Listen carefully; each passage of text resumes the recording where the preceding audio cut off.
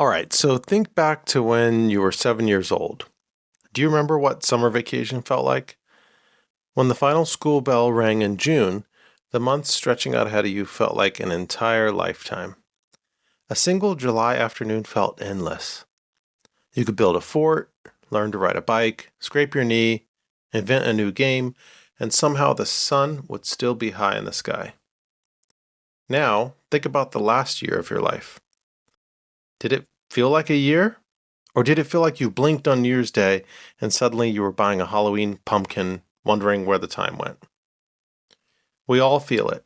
As we get older, time seems to accelerate. The days blend into weeks, the weeks vanish into months, and the years start slipping through our fingers like sand. But why does this happen? Is the universe actually speeding up? Is your brain playing a cruel trick on you? Or is there a scientific reason why the summers of our childhood lasted forever, while the years of our adulthood disappear? The answer lies in the strange intersection of mathematics, neuroscience, and the way the human brain builds memories. And once you understand it, you might actually be able to hit the brakes. The oldest explanation for why time speeds up is also the most mathematical. Back in 1877, a French philosopher named Paul Janet proposed something called the proportional theory.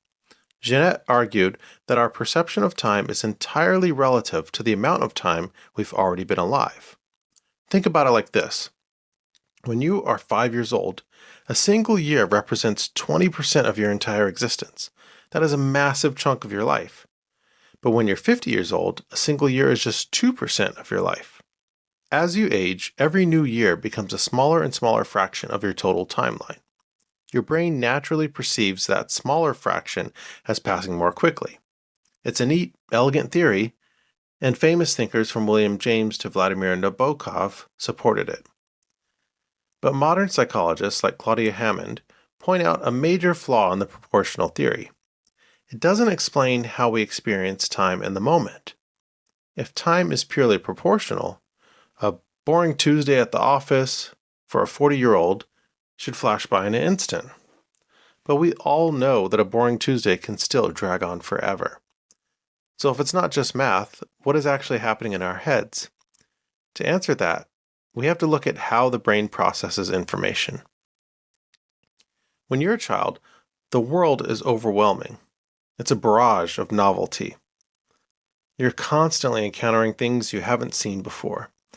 You're learning how to tie your shoes, tasting a lemon for the first time, figuring out how a doorknob works, and navigating the complex social politics of the playground. Your brain is working in overdrive, absorbing and processing a massive amount of new perceptual information. According to neuroscientists, there's a direct link between how much information our minds process and how slowly time seems to pass. Because a child's brain is processing so much new data, the mental clock ticks very slowly. Every detail is recorded, making the experience feel rich, dense, and long. But as we grow up, the world loses its novelty. We figure out how things work, we settle into routines, we drive the same route to work, talk to the same people, and do the same tasks. Our brains are incredibly efficient, so when they encounter familiar situations, they switch to autopilot. We stop absorbing new information. We become desensitized to our surroundings. Because your brain is processing far less new data, the mental clock speeds up. Time compresses, and the days blur together. This brings us to a fascinating concept called the holiday paradox. Have you ever noticed that when you go on a vacation to a new place, the days seem to fly by while you're there, but when you get home and look back, the trip feels like it lasted a month? That's the holiday paradox in action. When you're in a new environment, your brain is suddenly forced off of autopilot.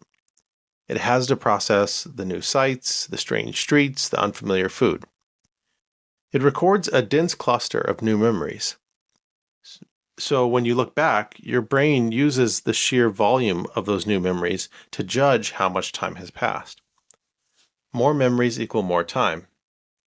In your normal routine, you can create very few distinct moments, so when you look back, there's nothing new there to stretch the time out. In your normal routine, you create very few distinct memories, so when you look back, there's nothing there to stretch the time out. It just feels like a blank, fast-forwarded tape. But the illusion of time is not just psychological. It's also physical. In 2019, a researcher at Duke University named Adrian Beijing published a fascinating study suggesting that our perception of time is tied to the physical degradation of our neural pathways. When we're young, our neural networks are fresh and our brains acquire and process mental images in rapid-fire succession. If you watch a baby, their eyes dart around constantly, absorbing frames of visual data at a high speed. But as we age, our neural pathways grow more complex, and eventually they begin to degrade. The physical distance signals have to travel gets longer, and they face more resistance. As a result, the rate at which an older brain acquires and processes new mental images actually slows down. Because an older brain is capturing fewer frames per second of reality, it feels like the outside world is moving faster. Beijing explains it beautifully. The human mind senses time changing when the perceived images change. Days seem to last longer in your youth because the young mind receives more images during one day than the same mind in an old age. So, if the math is against us, our routines are blinding us, and our physical brains are slowing down, are we doomed to watch the rest of our lives hit fast forward? Not necessarily. While we can't change the physics of our neural pathways, we can absolutely hack the psychology of our memory. If time speeds up because we're on autopilot, the cure is to force ourselves off of it. We have to seek out novelty. You don't have to climb Mount Everest to slow down time. You just have to break your routine. Take a different route to work. Cook a recipe you've never tried before. Read a book about a subject you know nothing about. Talk to a stranger. When you introduce new experiences into your life, you force your brain to wake up, pay attention, and record new memories. You're essentially tricking your mental clock into ticking at the speed of childhood again. Time is not rigid. It's not an unchangeable force. It's a flexible construction of your own mind. The years only vanish when we stop paying attention to them. We're all just viable creatures stumbling through a strange world, trying to figure out where the time went. But the good news is, we have the power to slow it down. Just try something new today. Subscribe to the channel, stay curious, and I'll see you in the next exploration.